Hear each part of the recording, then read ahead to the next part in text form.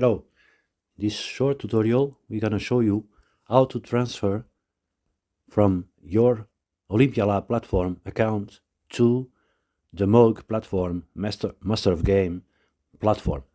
So resource, we check the Dominion coin we have available.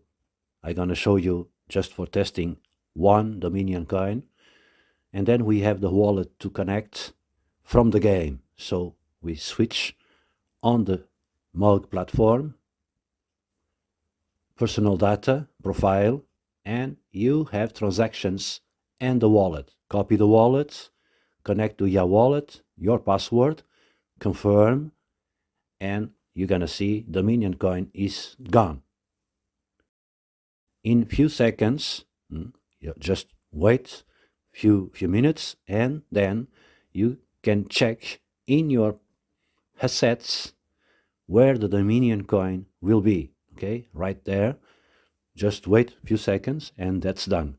In the next tutorial, we're gonna show you how to activate the Dominion coin. Success. See you soon.